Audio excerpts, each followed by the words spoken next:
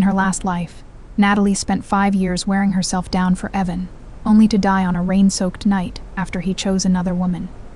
Given a second chance, she walked straight past the Evan, who was waiting for her to turn back, and headed for his twin brother, Ryan.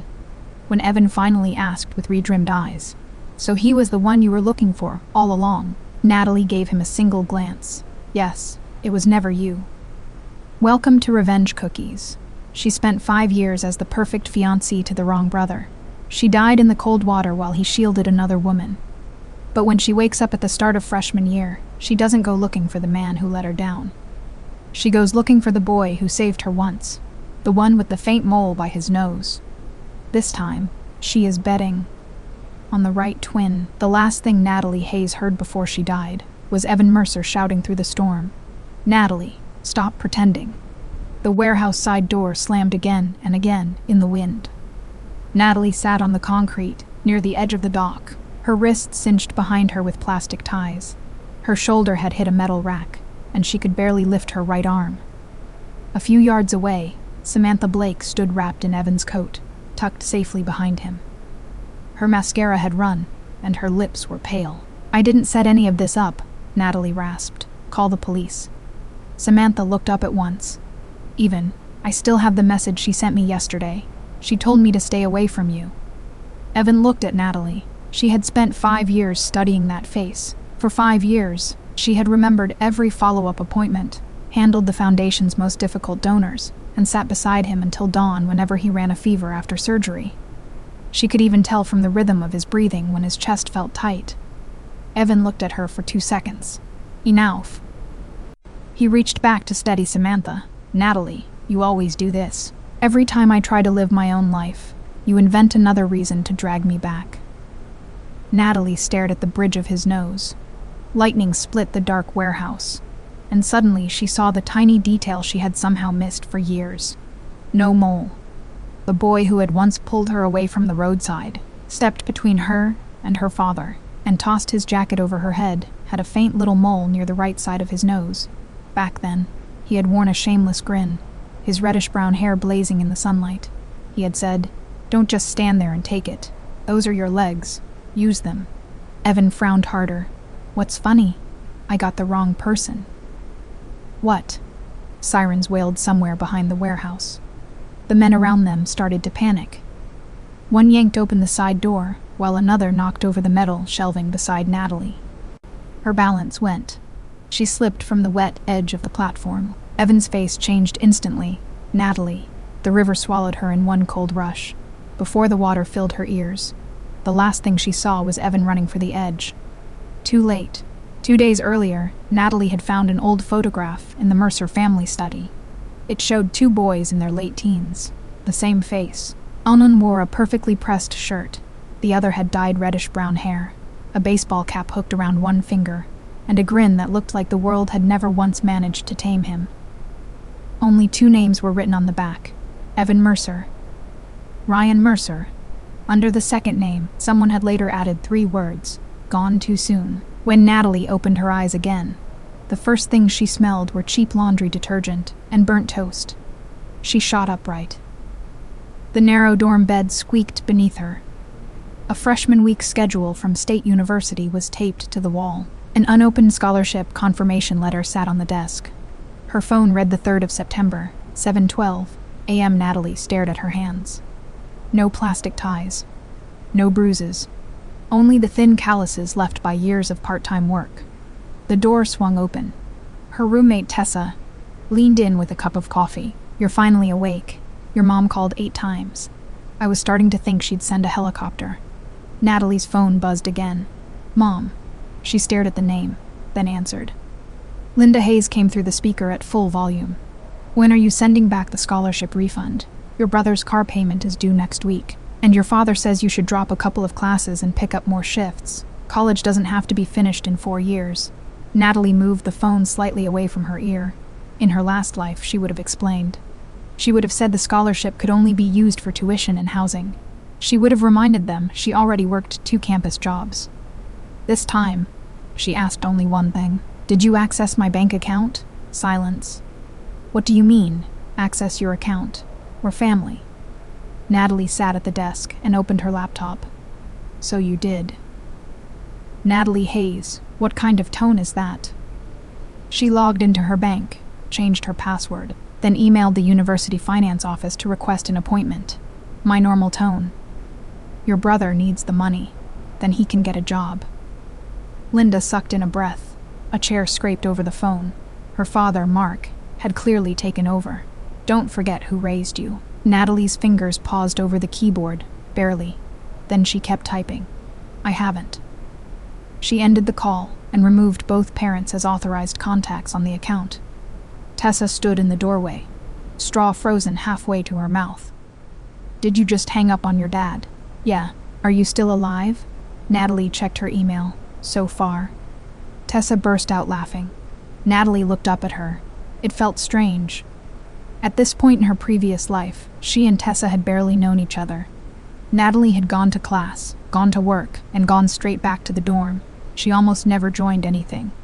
Later, family problems forced her to leave school for a while, and by the time she returned, she was living somewhere else. But Tessa was standing here now, alive, real. Natalie grabbed her jacket. Where are you going? To find someone. Who? Natalie opened the door. Someone who died. Tessa nearly choked on her coffee. Natalie was already halfway down the hall. She remembered where she had first met him. At the edge of the college district sat an old repair shop beside a narrow road leading to the bus stop. In her previous life, when she was a freshman, her father had cornered her there. Mark had grabbed her backpack and tried to force her into his car, insisting she come home and drop out. Just as he was about to drag her away, a boy had stepped out through the repair shop's back door. Reddish-brown hair, a backward baseball cap, the mildly irritated face of someone who had just been woken from a nap. She had never found him again. She had only remembered his face. So years later, when she saw Even, she had assumed without hesitation that he was the same person. Natalie hurried down the sidewalk. The repair shop was still there. The rolling door was only halfway open. A man was bent beside a car, dragging a toolbox out from underneath. His black shirt was smudged with dust, and a jacket was tied loosely around his waist. He straightened. His reddish-brown hair was damp and messy with sweat, and near the right side of his nose sat one faint little mole. Natalie stopped dead. From several yards away, Ryan Mercer noticed her staring. He glanced down at himself, then over his shoulder at the shop, apparently checking whether she was actually looking at someone else. Can I help you? Natalie said nothing. Ryan lifted an eyebrow. Car trouble? She shook her head. Lost. Another shake. Ryan tossed his wrench into the toolbox. If you keep staring at me like that, I'm going to start thinking I look especially good today. Natalie's eyes burned without warning. She lowered her head quickly and dug her nails into her palm. The grin on Ryan's face faded a little. Hey. He took 2 steps toward her, then stopped, careful not to touch her. You okay? Natalie looked up. Her lips moved twice before sound came out. Ryan. Now he froze. Do we know each other? Natalie stared at that faint mole. Number run of Ryan's eyebrows rose. She wiped away the moisture gathering at the corner of her eye, and finally managed a full breath. Not yet. Simone inside the repair shop shouted, Ryan, are you fixing that car or marrying it? Ryan didn't turn around. He was still watching her. Then how do you know my name? Natalie reached into her bag and pulled out a neatly folded sheet of paper. Ryan looked down.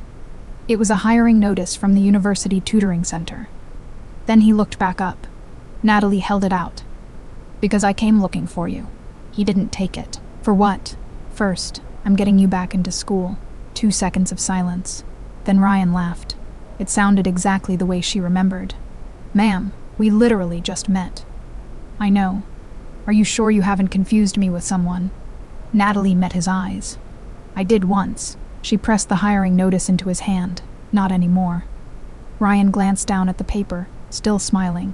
Natalie had already turned to leave. Natalie, he called after her.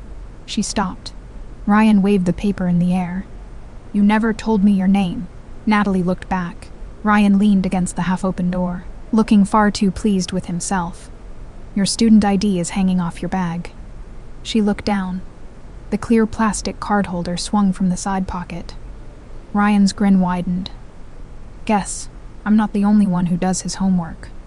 For the first time, Natalie truly smiled. It was small, but it stayed. Ryan watched for a second, then folded the hiring notice in half and slipped it into his pocket. All right, Natalie Hayes. Before we meet again, I'll think about this very weird life plan you've apparently made for me. Natalie looked at him. She had already spent one lifetime waiting for him. This time, she could be patient. Ryan showed up at the tutoring center 3 days later, not to apply. He walked in carrying 2 coffees, just as Natalie was explaining regression analysis to a small group of students. She stood in front of the whiteboard with her sleeves pushed to her elbows, a black marker spinning once between her fingers before she wrote another formula. A bigger number doesn't automatically mean a stronger relationship, she said, tapping the board. Check the direction. Check the significance. Don't let pretty numbers fool you. A student in the back raised his hand. Does that apply to dating too? The room broke into laughter. Natalie paused for half a beat. Especially dating. The laughter got louder. Ryan leaned against the doorway, shoulders shaking. Natalie capped the marker. You're late. I never said I was coming. Then why are you here? Ryan raised the 2 coffees. To find out why a woman I've never met has decided to take over my life. Tessa, sitting in the front row, whipped around to stare at Natalie. Her face was practically screaming. Natalie walked over and took one of the cups. Ryan blinked. How do you know that one's yours? The other one has no sugar. Maybe I drink both without sugar. Natalie had already taken a sip. 3 packets. Ryan stopped smiling. How did you know that? Natalie lowered her eyes. In her last life, after the boy had thrown his jacket over her head, he had bought a coffee from the repair shop vending machine. He took 1 sip, complained it wasn't sweet enough, then dumped in 3 extra packets of sugar. She had remembered it for a lifetime. Lucky guess. Ryan studied her for 2 seconds. Your guesses are kind of terrifying. He handed the second cup to Tessa. Tessa pointed at herself. Mine. She grabbed the wrong one. Natalie looked up. Ryan added, very calmly, I put 3 packets in both. Tessa folded over the desk laughing. Natalie took another sip, the tips of her ears slowly turning red. Ryan noticed. So you do blush. That was a painfully obvious subject change. Fill it out or leave. Ryan raised both hands. Terrifying. 10 minutes later, he was sitting in the office filling out the entire application. Professor Doyle, who ran the tutoring center, looked down at Ryan's name as his glasses slid a little lower on his nose. Mercer. Ryan leaned back in the chair. If your next question is whether I'm that Mercer, the answer is probably yes. Professor Doyle ignored the joke. You used to have excellent math scores. Used to. Why did you leave school? Ryan's pen stopped. Natalie stood nearby sorting papers without looking at him. Family reasons. Professor Doyle turned a page. You also have quite a disciplinary record. I was young. You were already an adult last year. Then I was an immature adult. Professor Doyle almost laughed despite himself. Natalie set a stack of student requests on the desk. We've been short on tutors for basic algebra at 6. Ryan looked at her. You deciding for me again? You can say no, and then I'll find someone else. Ryan narrowed his eyes. That is not the attitude you had the first time we met. Natalie looked up. The first time, I thought you might run. And now? You showed up, didn't you? Ryan went quiet for a second. He pressed his tongue against the inside of his cheek, then signed the bottom of the form. 6 o'clock. He tossed the pen onto the desk. But I'm not wearing one of those ugly vests that makes everyone look like insurance salesmen. Professor Doyle finally laughed. Once Ryan started working there. The campus gossip followed almost immediately. You know who he is, right? Evan Mercer's twin brother. I heard that girl got hurt last year because of him. The police only dropped it because they didn't have enough evidence. The Mercers have an army of lawyers. Natalie walked past the tables carrying her lunch. No one was exactly whispering. Tessa hurried after her and lowered her voice. Are you seriously hanging out with Ryan now? Natalie pulled out a chair. We work together. In campus gossip language, those are the same thing. Tessa sat down and slid her phone across the table. An anonymous campus account had posted a photo of Ryan the year before. Reddish-brown hair, a bandage over one eyebrow, standing outside a police station. The caption was only one sentence. Trouble follows him everywhere. Natalie didn't open the comments. She pushed the phone back. He's tutoring basic algebra tonight. So a post can't solve equations. Then finally gave her a thumbs up. Your logic has this magical ability to make me stop talking. At 6 that evening, 4 students showed up at the tutoring center. 2 were veterans returning to school. 1 was a night shift nurse, and the 4th was Marcus. Marcus came in wearing his repair shop uniform, sleeves streaked with grease, and kicked the leg of Ryan's chair. You're actually here. Ryan kicked his chair right back. Watch the language. We're on a college campus. I have an academic reputation now. Marcus looked at Natalie. He has an academic reputation? Natalie opened the workbook. Not yet. Ryan stared between them. You two have known each other for under a minute, and you're already on the same team. Marcus laughed so hard he slapped the desk. An hour later, Natalie realized the shortage of basic algebra tutors had not been entirely accidental. Marcus and 2 of the others had come from the repair shop with Ryan.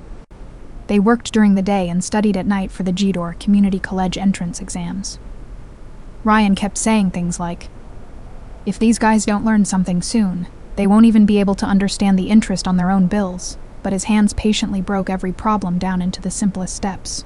When Marcus got the same question wrong for the 3rd time, he threw down his pencil. I'm just not built for this. Ryan picked the pencil up and shoved it back into his hand. You rebuilt a junked engine last month, and now you're telling me fractions are too much. That's different. How? Engines don't laugh at me. Ryan looked at him. The joking expression disappeared. Who laughed at you? Marcus looked down. Ryan didn't push. He slid the scratch paper back across the table. Fine. 5 problems tonight. 20. 5. You literally just said 20. I changed my mind. Marcus looked up. Ryan tapped the pencil against the table. Get 5 right, and tonight counts as a win. Natalie stood beside the whiteboard, the papers in her hand suddenly still. In her previous life, she had always believed that people only deserved to be kept if they performed well enough. Ryan could turn 20 problems into 5, not because he was lowering the standard, because sometimes, before asking someone to keep going, you had to let them win once. At 9, the group went out for pizza. Natalie had planned to go back to the dorm. Ryan reached out to stop her. Where are you going? Back. You didn't eat dinner. I'm not hungry. Ryan pressed a finger against the crushed paper cup in her hand. You tear up the sleeve every time you lie.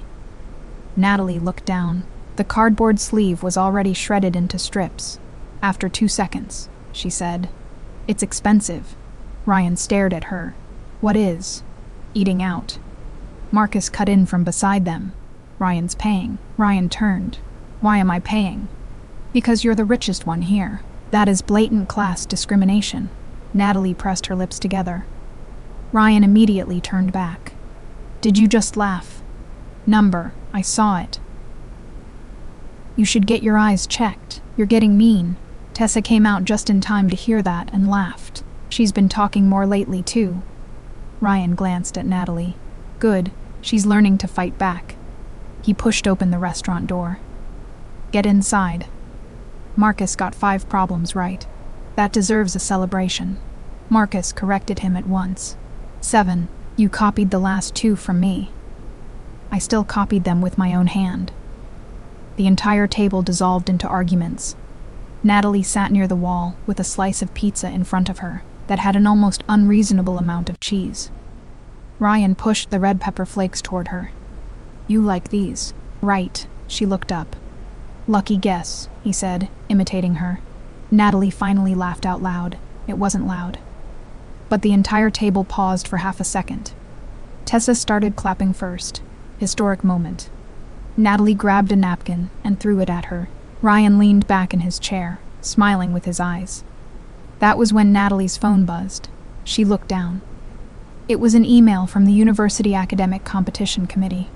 On Saturday, she would be traveling to a nearby city for a data modeling competition. The second name on the participant list was Evan Mercer. Her finger stopped on the screen. Ryan was already leaning over. What? Natalie turned the phone face down. Nothing.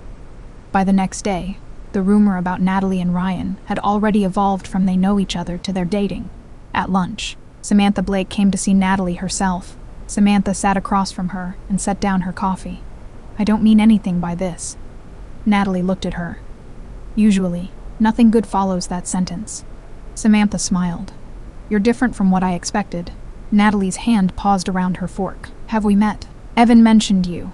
The scholarship committee girl who's brilliant, but not exactly great with people." Samantha had been the same in Natalie's previous life. Every sentence was polite. Every sentence somehow managed to irritate you. "Ryan comes with a lot of trouble," Samantha said. "If you're only staying close to him because he helped you once, and you think you owe him something, stop now." Natalie pushed the tomatoes to one side of her salad. "Why?" "Because you'll wear yourself out." Natalie looked up. Samantha continued. "You look like the kind of person who would empty herself out for someone else." Natalie's fingers tightened slightly, Samantha noticed. Her voice softened. "I'm not insulting you. I know." "Then stay away from Ryan." Natalie lifted her water glass. "Thanks for the advice." Samantha raised an eyebrow. "And I'm not taking it." Natalie took a drink. "Advice isn't an order." Samantha was silent for 2 seconds, then laughed. "Fair enough." She stood. "Then I guess all I can do is wish you luck." After a few steps, she turned back. "Evan will be at the competition Saturday too." Natalie gave no reaction. Samantha studied her face for a moment. This time, she didn't smile. The competition ended Saturday afternoon. Natalie turned in her work, 15 minutes early. When she pushed through the glass doors of the hall, 2 identical men were waiting outside. Evan wore a dark shirt with perfectly neat cuffs and was looking down at his phone. Ryan had on a baseball cap and leaned against a column, spinning his car keys around one finger. Evan looked up first. The moment he saw Natalie, the corner of his mouth lifted almost automatically. Natalie. She didn't slow down. She walked straight past him. Ryan tipped his chin as she approached. "How'd it go?" "Fine." "First place. Results aren't out." "Then first place. Where does that confidence come from?" Ryan tossed her a bottle of water. "I have confidence in Evan." Evan finally turned around. Ryan grinned at him. "You're usually pretty good, right? If she can beat you, she's obviously taking first." Natalie twisted open the bottle. The smile on Evan's face was gone. His gaze moved from Natalie to Ryan and back again. "When did you two get this close?" Ryan looked at Natalie. "Are we close?" Natalie took a sip of water. "Kind of." Ryan clutched his chest. "Brutal." The corner of Natalie's mouth moved. Evan stared at that tiny smile. His fingers slowly curled. A few seconds later, he said suddenly, "Natalie, does your wrist still hurt?" The water bottle froze in her hand. Ryan frowned. "What wrist?" Natalie looked at Evan. In her previous life, when she was 25, a piece of equipment had fallen out of control, and she had shielded Evan from it. Her right wrist had fractured. In this life, it had never happened. Evan's face changed at the exact same moment. People moved and talked all around them. Natalie could still hear the instant her own breathing stopped. Evan looked at her. The last trace of uncertainty in his eyes slowly disappeared. He said quietly, "I knew it." Natalie didn't question him there. She tightened the cap on the water bottle and turned to Ryan. "I'm hungry." Ryan looked from her to his twin and back again. "What do you want?" "Anything." That is the worst answer in the English language. He reached for her backpack. Natalie shifted away. "I've got it." Ryan didn't insist. He simply stepped aside. "Come on." Evan stayed where he was. "Natalie." She stopped, but didn't turn around. "We need to talk. Not now." "Then when?" Natalie turned her head slightly. Evan had gone pale, but his eyes were locked on her. "When you've figured out what you actually want to ask," she said, "whether it's about this life or the last one." The keys stopped spinning in Ryan's hand. Evan's pupils tightened. Natalie was already walking toward the parking lot. Ryan caught up and walked beside her for several steps. "Last life. It's a long story. Is your family religious? Number secret society?" Numbarian thought seriously for a moment. "Some kind of weird ex-boyfriend roleplay?" Natalie snapped her head toward him. Ryan raised both hands. "Okay, that last guess got away from me." She stared at him for 3 seconds. Ryan cleared his throat. "Burgers, pizza." Look at you making decisions. I've always made decisions. You planned my job the first day we met. That was a reasonable suggestion. Ryan laughed all the way to the car. He didn't push her for answers. Only after he drove her back to the dorm did he speak again, just before she closed the passenger door. If it really is a long story, you don't have to tell me all of it at once. Natalie kept one hand on the door handle. Ryan looked forward through the windshield. And you don't have to make yourself stop breathing just so I can understand it. Natalie's fingers slowly relaxed. I'm not. Ryan turned toward her. You're peeling the warning label off my seatbelt. Natalie looked down. Her thumbnail was digging under one corner of the sticker. She pulled her hand away. Ryan smiled. Good night, Natalie. She got out. After 2 steps, she turned back. Ryan, don't disappear. Ryan leaned back in his seat. The smile on his face softened. I'll try. Natalie frowned. He immediately added, I mean, the owner of the repair shop could get so sick of me that he drops dead, climbs back out of the grave, and comes after me. She didn't laugh. Ryan sighed and raised a hand. Promise, no disappearing anytime soon. Only then did Natalie go upstairs. The next day, Evan cornered her in the library. He clearly hadn't slept much. There were shadows under his eyes. Natalie dropped her books into the return bin. 10 minutes. Evan followed her to an empty table by the window. The moment he sat down, he asked, When did you come back? 3 weeks ago. Why didn't you find me? Natalie looked at him. Why would I? The question seemed to stop him cold. By the time I died, there wasn't much left between us. His fingers pressed against the edge of the table. Do you know I came back for you? I know. I jumped in. Natalie's eyelashes flickered. Evan watched her. I got Samantha out first. Then I went back for you. The police tried to stop me, and I still jumped in. Natalie was silent for 2 seconds. You can't swim. Evan swallowed. I know. Natalie looked down at the table. That was Evan in their last life. He was afraid of needles and clenched his hands white during blood draws. He couldn't swim, and yet he had still jumped into the river. It wasn't that he had no feelings. It was that, over 5 years, they had pushed each other into the worst versions of themselves. I'm sorry, Evan said quietly. Natalie looked up. I don't accept your apology. His face went pale. But I don't hate you either. Evan stared at her. Natalie rested her hands on the table. Her fingers were steady. In our last life, I never once asked if you wanted any of the things I did for you. I scheduled your follow-ups. I turned down invitations for you. I decided when you needed to rest. I thought that if I did enough, it counted as paying you back. Evan's lips parted. You told me to stop more than once. Yes, I didn't listen. The library's air conditioning was cold. Evan still reached up and undid the top button of his shirt. Natalie continued. So there were reasons you resented me. He gave a short laugh. It sounded terrible. Are you defending me now? Number Natalie met his eyes. You had the right to resent me. But that night, you knew I might be in danger. And you chose the explanation that was easiest to believe. That part was on you. Evan's fingers went still. I know. I'll own what I did wrong. Natalie stood. You own yours. Evan reached for her wrist on instinct. The movement was quick, but the instant his fingers touched her, he let go. What about Ryan? Natalie said nothing. Why did you find him? Haven't you already guessed? Evan's chest rose and fell once. So those 5 years. Evan, she cut him off. Don't ask. I want to hear it. You won't like the answer. Say it. Natalie looked at him. Sunlight from the window fell across Evan's face. His eyes and features were almost identical to Ryan's. But Natalie knew now that she would never confuse them again. The first time I saw you was at a Mercer Foundation gala, she said. You were standing near the stairs in a black suit. I saw your face and thought you were the boy who saved me years before. The color slowly drained from Evan's face. That's why I remembered your medication, your surgeries, what you hated. Every follow-up appointment.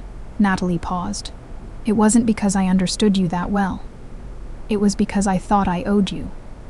Evan's eyes reddened almost immediately. So, his voice came out, rough. So the person you were looking for all along was Ryan. Natalie nodded. Evan stared at her. Everything. Natalie, 5 years. 5 whole years. She didn't look away. I know. You stepped in front of things for me. You turned down a better job. You slept in a hospital hallway after my surgery. I chose to do all of that. Because of him. Natalie looked at him. At the beginning, yes. Evan turned his face sharply away. His jaw tightened. A few seconds later, he laughed once. That is unbelievable. Natalie didn't argue. Evan covered his eyes with one hand. I spent 5 years trying to get you to leave me alone. Yay. And now you actually did. Yeah. He lowered his hand. Do you have another word? Natalie thought for a second. Sure. Then say it. I have class. Evan shut his eyes as if she had physically exhausted him. Natalie picked up her books. She had taken 2 steps when he asked from behind her. Do you like him? Natalie stopped. She didn't answer. This time, Evan didn't follow. The Mercer Foundation's annual gala was that weekend. Natalie had no intention of attending. Professor Doyle put the invitation directly into her hand. You're this year's scholarship program student representative. Tessa was 10 times more excited than she was, and dragged her out to buy a dark green dress. Natalie stood in front of the fitting room mirror staring at the price tag. Tessa flipped the tag over. Stop looking. I can wear my old one. Your old one looks like you're about to testify at a tax hearing. It's formal. It's depressing. Tessa pushed her back into the fitting room. On the night of the gala, Natalie had barely stepped into the hotel ballroom when she heard someone whisper nearby. Is that Evan? She followed their gaze. A man in a black suit stood with his back to her, near the floor-to-ceiling windows. His dark hair was neatly styled. Several guests had already gone over to greet him. Natalie. The real Evan approached from her right. She stopped. He was wearing a gray suit, which meant she didn't have to guess who was standing by the windows. Ryan turned around. His reddish-brown hair had been temporarily dyed dark, and even the baseball cap was gone. Natalie walked straight toward him. Ryan's eyes moved from her face to the hem of her dress, then back up. Wow. Natalie reached out, caught his tie, and tugged him down slightly. Ryan had no choice but to lean closer. The conversation around them quieted by a noticeable degree. What did you do to your hair?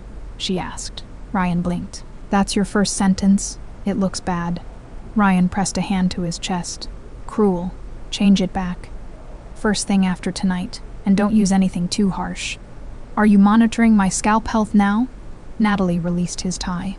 Ryan looked down at the crooked knot she had left behind, and smiled openly. Evan was standing only a few steps away. Samantha had arrived too. She held a wine glass, and looked between Ryan and Natalie. Impressive. Natalie turned. Samantha smiled. They look identical, and you still knew immediately. Ryan jumped in. Because I'm better looking. Evan gave him a flat stare. We have the same face. Different energy. What energy do you have? The kind people want to be around. Evan had no answer. Natalie turned her face away. Shoulders moving once. Ryan caught it immediately. You're laughing at me again. Samantha watched them, then asked. So which Mercer is it now? Ryan raised an eyebrow. Natalie looked at her. Samantha slowly turned her glass by the stem. You used to seem very interested in Evan. Now you're with Ryan every day. I'm just curious. How many are you trying to collect? The air went still. Evan frowned. Samantha. Natalie answered first. 1. Samantha's smile didn't change. Which one? Natalie looked at Ryan. The one who actually likes me. Ryan immediately choked on the water he had just taken a sip of. Evan's expression froze. For 2 full seconds. Samantha said nothing either. Natalie reached over and patted Ryan on the back. He coughed until his ears turned red. Could you maybe warn me before answering things like that? I thought you were good at improvising. That question wasn't on the syllabus. Samantha was the first to laugh. Fine, you win. She raised her glass slightly and walked away. Natalie watched her go. She hadn't expected Samantha to let it drop that easily. Ryan was still coughing beside her. Then Evan said, She's right. Natalie turned. His eyes were on Ryan. At least in this life, he got there before I did. Ryan frowned. What are you two talking about? Evan looked at him for a long moment. Then he looked back at Natalie. You haven't told him. Natalie's stomach dropped. Told me what? Ryan asked. There was almost no smile left on Evan's face. That your new friend might not make it to next year. Ryan didn't lose his temper in the middle of the gala. He even smiled. Looks like you've picked up fortune-telling as a side job. Evan's face hardened. Ryan, not here. Ryan grabbed his coat and walked out. Natalie followed. The wind behind the hotel was sharp. Ryan stopped at the edge of the steps, yanked off his tie, and shoved it into his pocket. Natalie stopped behind him. You knew. It wasn't a question. Ryan looked down at the tie in his hand. Knew what? That something might happen to you. Something can happen to anyone. Ryan.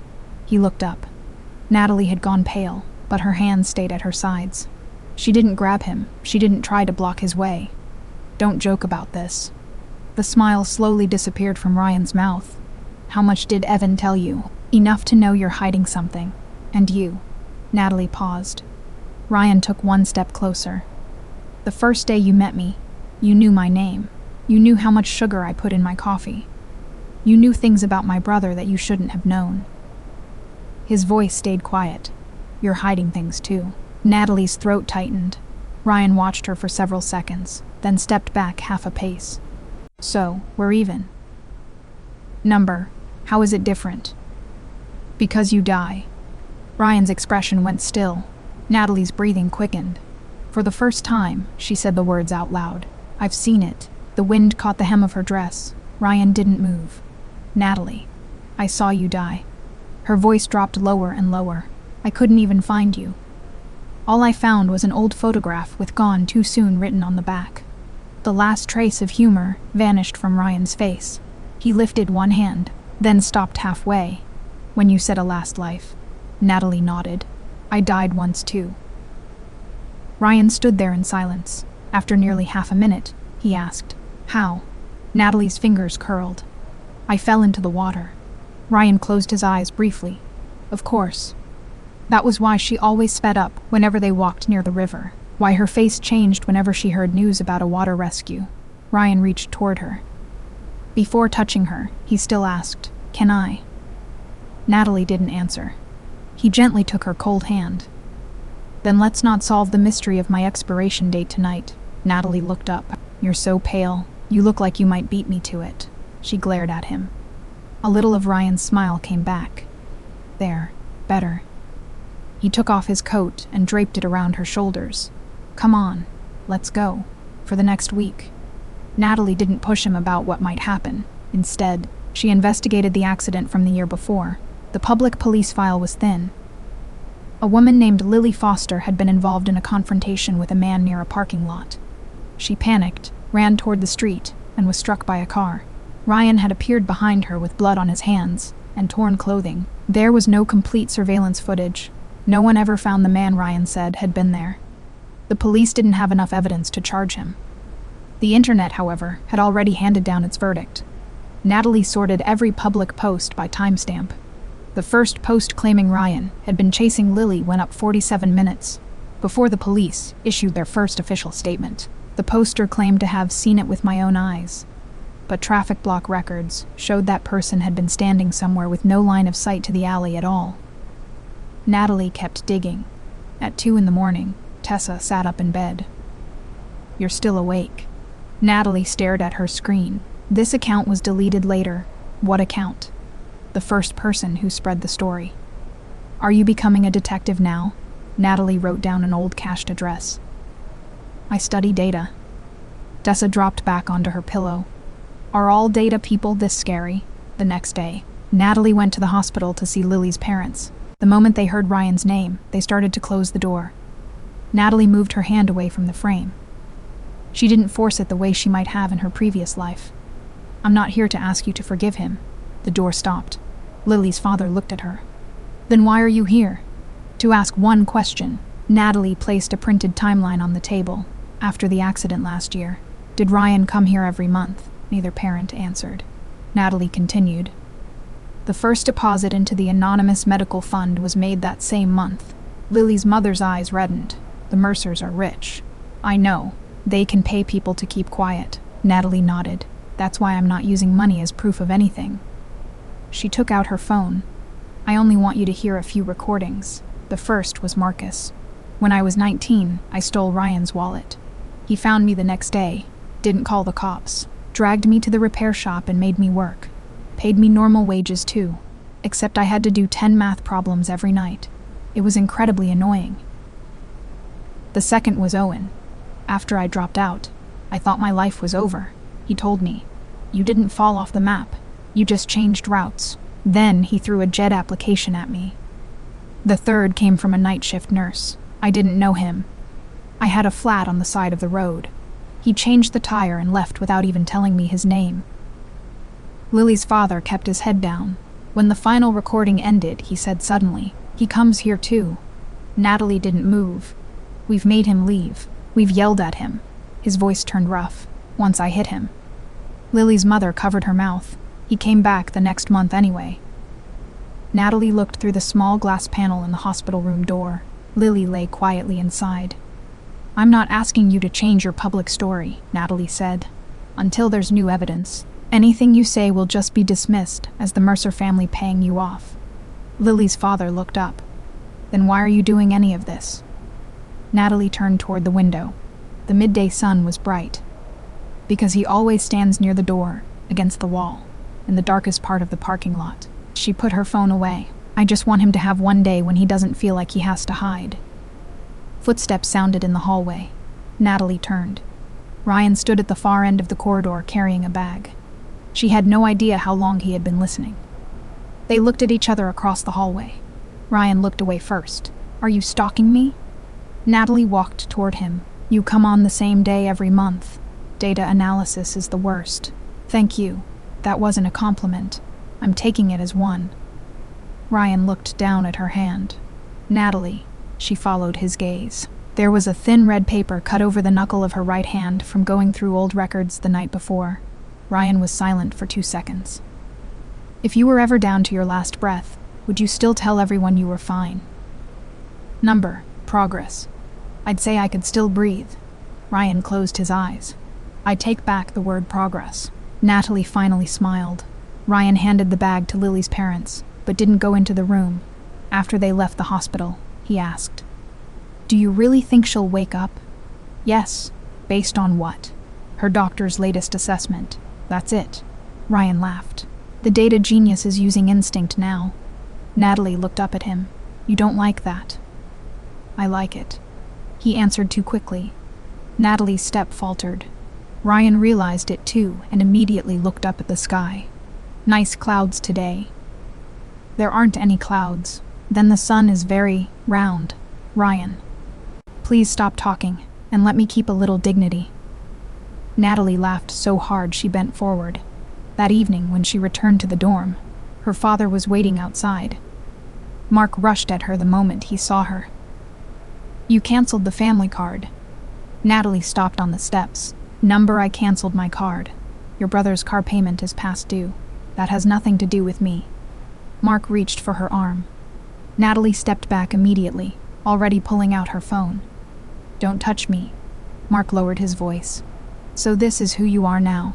We fed you and put a roof over your head for years. And after a few weeks at college, you suddenly don't know your own family." Several students nearby stopped walking. Natalie didn't shrink away.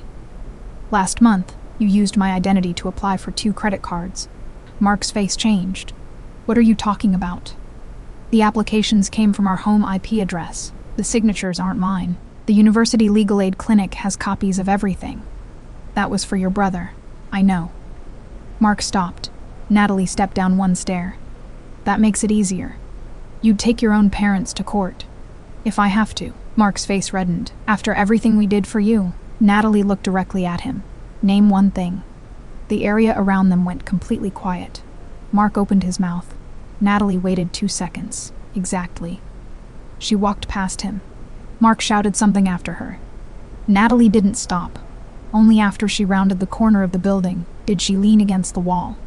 Her hands were shaking. So was her breathing. Her phone lit up. A message from Ryan. "Marcus finally understands fractions. To celebrate, he wants to make us eat the worst fried chicken in town." Natalie stared at the screen for a few seconds. Another message appeared. "You coming?" Her fingers were still trembling. She typed back.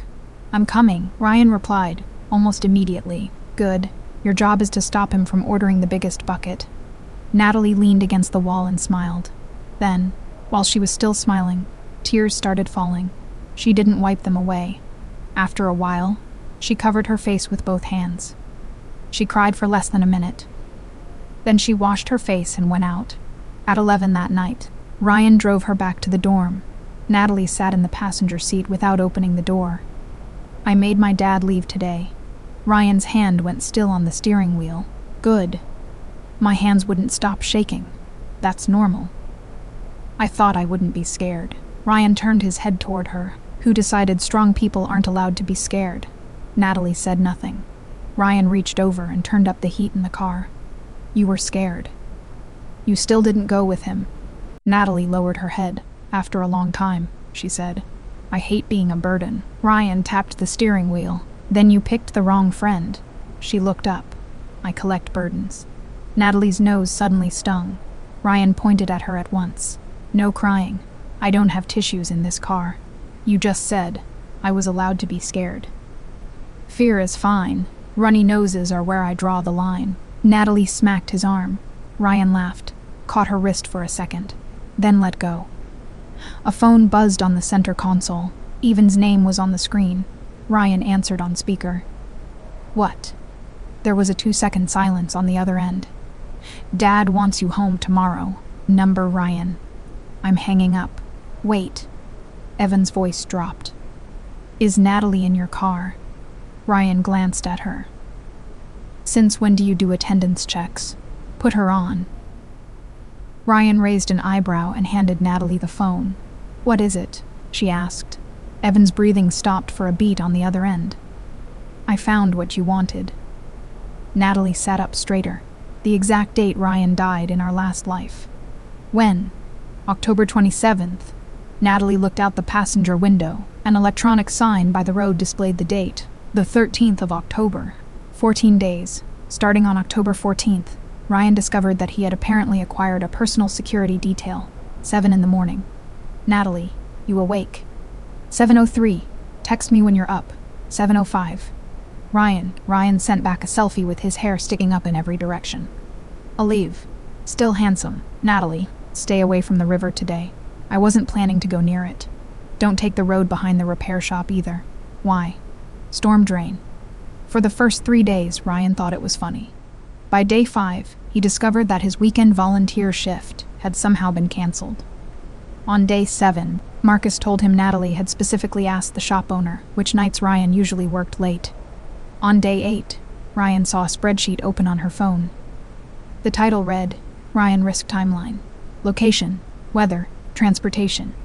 Who he was with, nearby bodies of water. Every category had its own risk rating. Ryan set her phone back on the table. What is this? Natalie reached for it. Ryan kept one hand over the phone. Answer me. A timeline.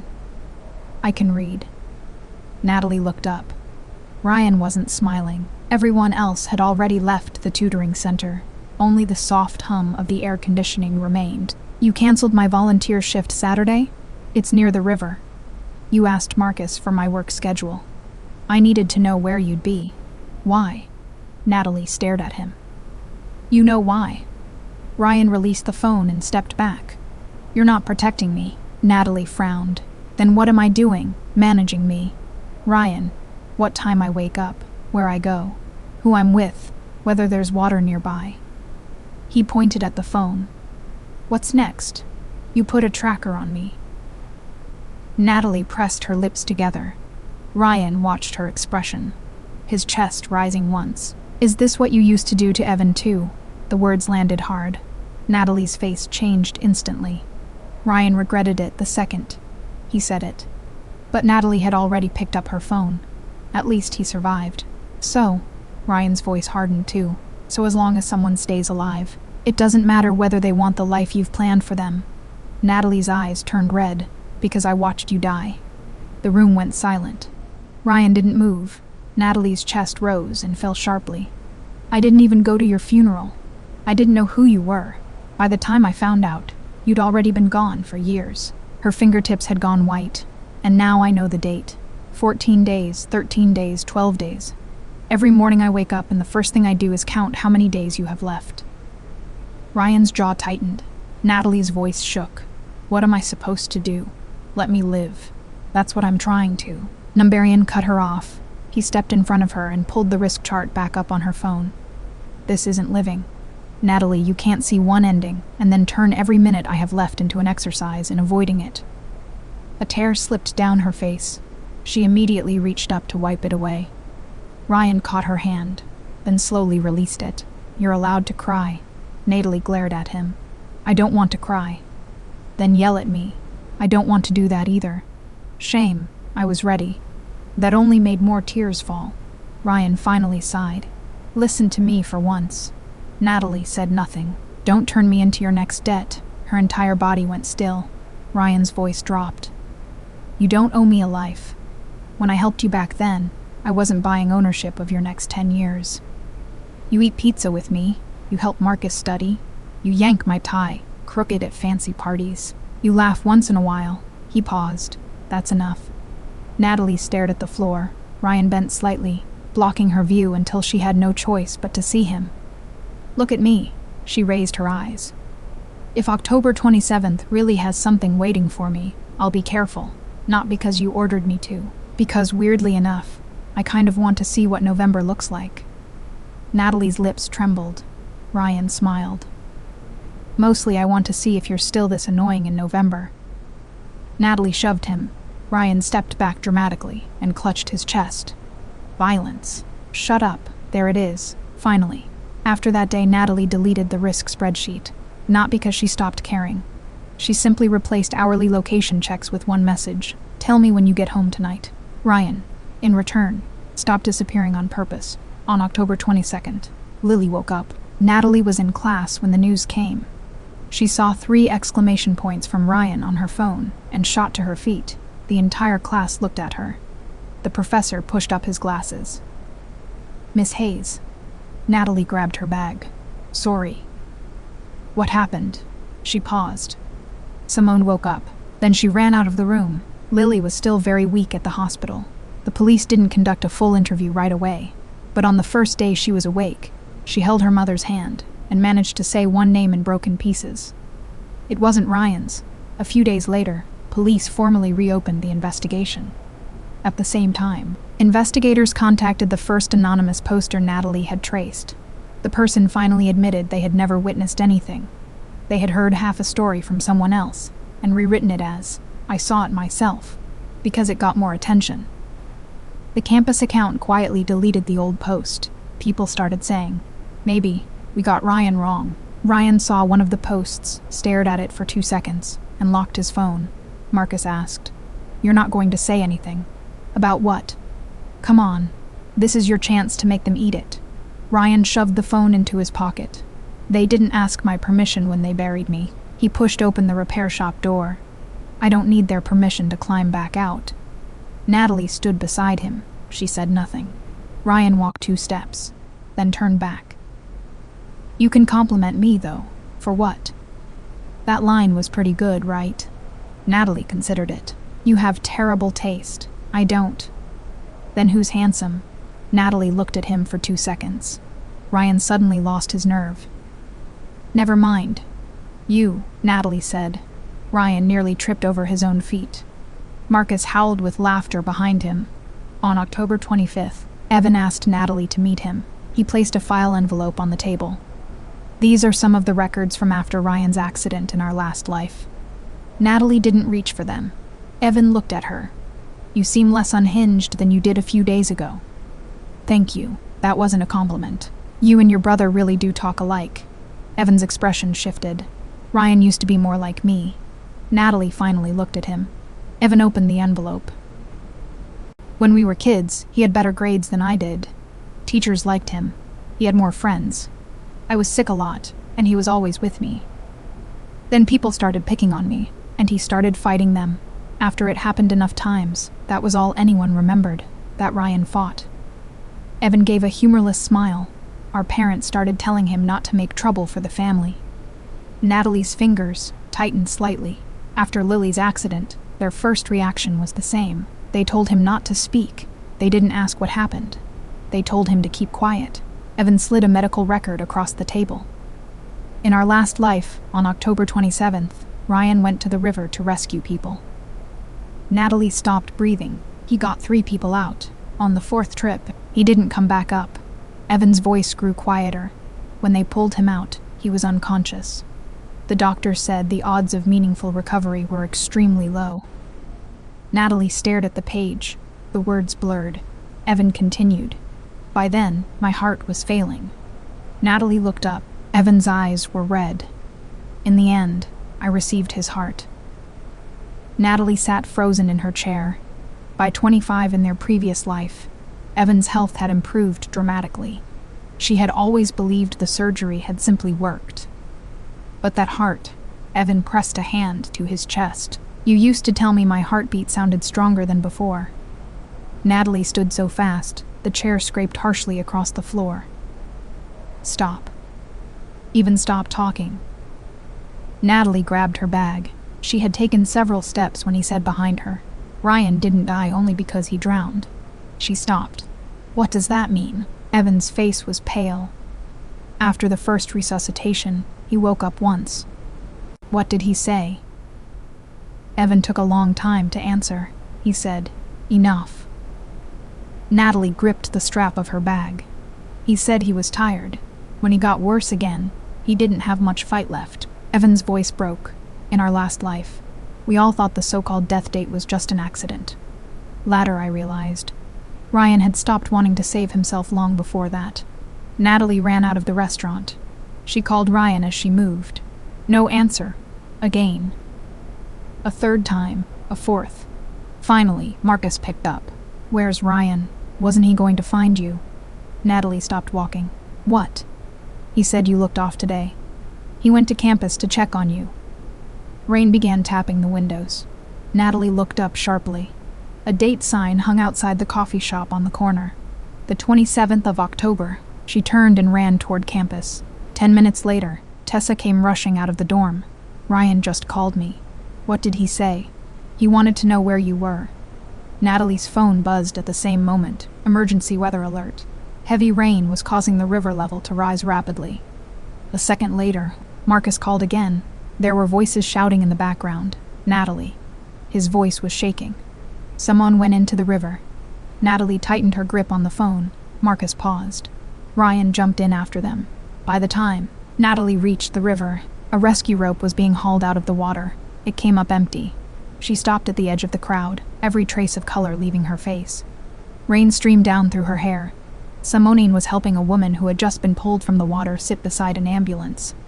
There's still one more. The guy who went in after them hasn't come back up. Natalie lunged forward. Her foot slipped on the wet grass, and she nearly went down the slope. Arms locked around her from behind. Let go. You can't swim. Evan's voice was right beside her ear. Natalie acted as if she hadn't heard him and clawed at his arms. Ryan's still in there. The rescue team is already in the water. Let me go, Natalie. Her elbow caught Evan in the chest. His face went white, but he didn't release her. In panic, she bit down on the back of his hand. Evan sucked in a breath. Still, he held on. If you go in, you're not saving him. Natalie stopped struggling. Evan was breathing hard now. His arms were shaking. You'd just make him wake up and lose you all over again. Natalie went rigid. The river pounded against the bank. She stared at the black surface where she couldn't see the bottom. The cold water from her previous life seemed to climb up from her feet again. She started shaking. Even her teeth were chattering. Evan slowly loosened one arm and put a hand on her shoulder. Look at me. Natalie didn't move. Ryan is coming back. How can you promise that? Evan's voice was hoarse. But you have to stay here and wait. Don't let him come back and find you gone. Natalie closed her eyes. 2 seconds. When she opened them again, she crouched and picked her phone out of the wet grass. Her hands were shaking so badly, she missed the screen several times. She opened the weather map and the municipal river map. Where's the upstream search point? Evan stared at her. Natalie looked up. Her voice was still trembling. If the current carried him, they can't search only here. Not at this flow speed. One of the rescue workers nearby heard her and came over. Natalie handed them the screen. There's an old boat dock here. The current slows after the bend. How current is this map? The city updated it last year. The rescuer took down the location. 10 minutes later, word came from upstream. They found him. Natalie's knees gave out, and she sat down hard on the soaked ground. Ryan was unconscious when they loaded him into the ambulance. Natalie stood outside the open doors. She didn't rush at him. She only caught one of the paramedics and said, "He has medication allergies. I have the list on my phone." Ryan had sent it to her before. She pulled it up. Then she stepped back. Only when the ambulance doors shut did Natalie cover her mouth with one hand. Evan stood beside her. Neither of them spoke. The hospital hallway was painfully bright. Marcus, Tessa, and Professor Doyle all arrived. Ryan's parents came last. The moment Diane Mercer saw Evan, she asked, "How is Ryan?" Evan looked up. "They're still working on him." Richard Mercer's expression darkened. "Why does he keep doing things like this?" "I've told him over and over." Natalie stood from her chair. Everyone looked at her. She walked straight up to Richard. "Told him what?" Richard frowned. "This is a family matter. He saved 4 people. Natalie, are you really going to stand here before he's even out of surgery and tell everyone he caused you trouble again?" Deanne went pale. Richard pressed his lips together. "You don't understand our family." Natalie looked at him. "I know Ryan went to the hospital every month after Lily's accident. I know he helped Marcus and the others study for the GED. I know he had better grades than Evan before high school ended. And I know that every time someone misunderstood him, the first thing you did was tell him to keep quiet." Evan lowered his head. Richard's face slowly stiffened. Natalie's voice never rose. "So yes, I don't understand your family. I understand Ryan." The hallway went so quiet that the wheels of a medical cart sounded loud as they passed. At last, the operating room doors opened. The doctor removed his mask. "He's stable for now." Natalie gripped the back of a chair. Her fingers slowly relaxed.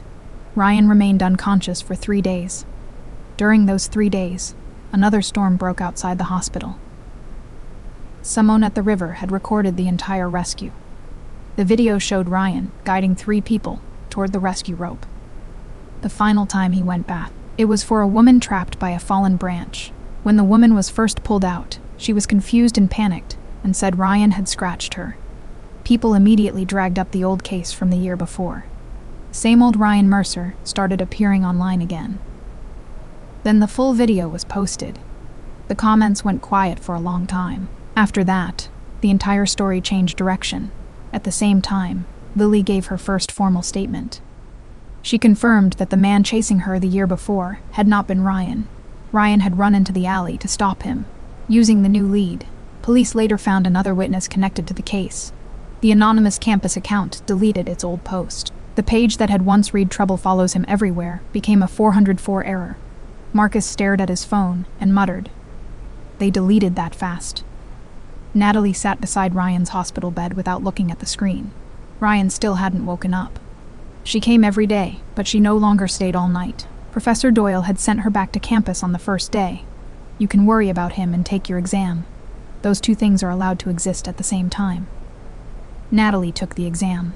She didn't get a perfect score. 94. Tessa held the paper like it was an emergency notice. "You're not going to have a breakdown, are you?" Natalie looked at the grade for 2 seconds. "Number, really? When Ryan wakes up, he can make fun of me for it." Tessa's eyes filled immediately, and she wrapped her arms around Natalie. Natalie stiffened. This time, she didn't pull away. Ryan woke just before dawn on the 4th day. Natalie was asleep when the call came. She ran to the hospital without even tying her shoes properly. She pushed open the room door. Ryan was propped against the pillows, pale and exhausted, with the oxygen tube still in place. The first thing he said when he saw her was, "Did crying make you ugly?" Natalie stopped in the doorway. Tears fell immediately. Ryan smiled weakly. Apparently it did. She walked over. She didn't throw herself at him. She only stood beside the bed and glared. Ryan lifted one hand. "Can I get a hug?" Natalie bent down and wrapped her arms around him, very gently. Ryan rested his chin against her shoulder. "I saw November." Natalie closed her eyes. "Not yet. Close enough. It does not count." Data people are impossible to impress. Natalie's shoulders moved. Ryan felt the collar of his hospital gown grow damp. With the one arm he could move comfortably, he patted her back. After a while, he asked, "Did you go in the water?" Natalie didn't answer. Ryan's entire body tensed. "From the doorway," Evan said. Number only then did Ryan relax. Evan stood by the door. A faint bite mark was still visible on the back of his hand. Ryan spotted it. "She did that." Evan gave him a look. "Stop talking." Ryan laughed until he started coughing. A nurse rushed in and scolded all three of them. A week later, police publicly confirmed that Ryan had not been responsible for what happened to Lily the year before. The university also removed the old disciplinary action tied to the case. When Richard and Diane came to the hospital, they brought so much stuff that Ryan stared at it and asked, "Is this a visit, or are you moving in?" Diane's eyes were badly swollen from crying. "Ryan." He didn't smile. Diane stood beside the bed, twisting the strap of her purse between her fingers. "I'm sorry." Ryan looked at her for a long time. "For which part?"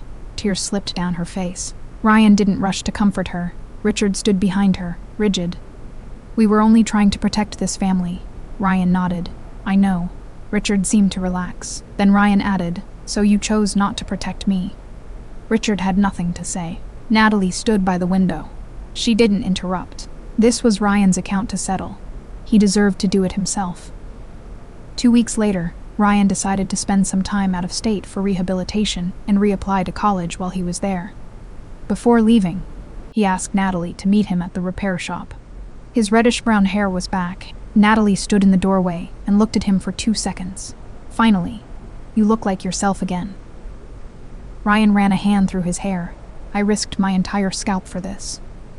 "Dramatic. How do you know?" "I looked up the probability of hair dye damage." Ryan immediately narrowed his eyes.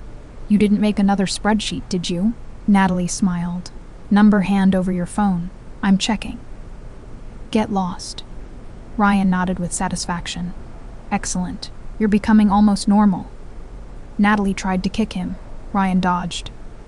After the laughter faded, both of them went quiet. Ryan took out a folded piece of paper and handed it to her. Natalie opened it. It was the original tutoring center hiring notice. The corners were worn now. "You kept this." "Evidence of the day you forcibly planned my future." Natalie folded it again. "You can throw it away." "I'm not throwing it away." Ryan looked at her. "Wait for me to come back." Natalie's fingers stopped. Ryan added quickly, "Not an order. And I'm not asking you to put your life on pause. Go to class. Eat actual meals. Argue with Tessa. Win your awards. Get a 94 once in a while, and don't lose your mind over it." I did not lose my mind. The important part was the first sentence. I heard it. Ryan held out his hand. "So, Natalie Hayes. See you next time." She didn't take his hand. She stepped forward and hugged him instead. It lasted only a moment. Ryan froze. Natalie was already turning away. "See you next time." By the following fall, Natalie had moved into a new apartment. After the credit fraud case involving her parents entered formal proceedings, she never returned to that house. Her older sister called from another state, and for the first time in their lives, they talked for 3 hours. Natalie was still one of the busiest people at the tutoring center. She still picked tomatoes out of her salad. The difference was that she sometimes bought desserts she absolutely did not need. On Friday nights, she watched terrible horror movies with Tessa and the others. When she got scared, she grabbed a throw pillow. She no longer insisted she was only cold. On the first week of the new semester, Natalie pushed open the classroom door one morning. Simone was sitting in her seat. A baseball cap was pulled low. Reddish-brown hair showed beneath the brim. Natalie stopped in the doorway. The noise around her suddenly seemed far away. The man turned his head. The faint mole near the right side of his nose was still there. Ryan looked at her for 2 seconds, then slowly smiled. "Wow. I leave for 1 year, and the Ice Queen learns how to smile." Natalie didn't move. Ryan stood. "What? Don't recognize me." Natalie's eyes were already red. Ryan walked up to her. This time, she wasn't chasing after his back. He was the one who held out his hand. "Natalie Hayes, I came back to see you." She looked at his hand. She didn't take it. Ryan raised an eyebrow. Seriously. I came all this way and… Natalie threw herself into his arms. Ryan had to take half a step back to keep his balance. Someone nearby immediately whistled. Tessa came in through the back door, saw them, and nearly launched her coffee across the room. Finally, Natalie buried her face against Ryan's shoulder. Ryan laughed softly. Is this your way of saying I'm allowed back, or are you trying to cut off my air? Shut up. Okay. For once, he actually did. His arms tightened around her. Sunlight poured through the windows. Ryan no longer stood by doors or disappeared into shadows. Natalie no longer counted down anyone's remaining days. 2 slices of cake sat on the desk. Something she had bought that morning on a whim. One was for herself. The other hadn't belonged to anyone when she bought it. Now, it did. Let's start with Evan Mercer, a man who spent 5 years taking everything Natalie gave him and still managed to feel suffocated. He resented her for remembering his appointments, for sitting by his hospital bed, for sacrificing her career to keep him afloat. He called it too much, overbearing, suffocating. But did he ever stop accepting the help? Of course not. He just resented the source. Even didn't want a partner. He wanted a caretaker who would disappear whenever he didn't need her. He wanted someone to carry his burdens, and then apologize for having arms tired enough to complain. And when Natalie finally walked away, he didn't grieve losing her. He grieved losing the version of her that made his life easier. He even had the audacity to ask, so the one you were looking for all along was Ryan? As if the answer wasn't already written in every late night and every silent sacrifice she made for the wrong man. And then there is Ryan, the black sheep, the one everyone whispered about, the one who took the blame for things he didn't do, who stood by hospital beds he wasn't welcome at, who taught grown men fractions at midnight, because he knew what it felt like to be told you are not smart enough to ever win. Ryan didn't have Evan's polish or his perfect suit. He had grease under his nails and a baseball cap and a grin that said the world hadn't managed to break him yet. But he was the one who saw Natalie. Not the version of her that could manage his life, but the version that was tired and scared and still fighting. When Natalie's father showed up on campus demanding money, Ryan didn't try to rescue her. He asked if she was okay. When she built a spreadsheet to track his every movement to keep him alive, he didn't thank her. He told her the truth. Don't turn me into your next debt. Because he understood something Evan never did. Love isn't about owing someone. It isn't about paying back a rescue with a lifetime of service. It is about standing beside someone and letting them be scared and messy and human without making them feel like a burden. Here is what I need you to hear tonight, loves. Some people will take everything you give them and still call you selfish when you finally set a boundary. They'll use your kindness as a leash and your loyalty as a ledger, and when you stop paying, they'll act like you are the one who broke the contract. But you were never the contract. You were a person. And the moment you realize that the love you've been pouring into someone isn't being given back, you don't owe them another drop. Natalie learned that the hard way. She died once because she gave everything to a man who only wanted what she could do for him. When she got a second chance, she didn't become cold or bitter. She became clear.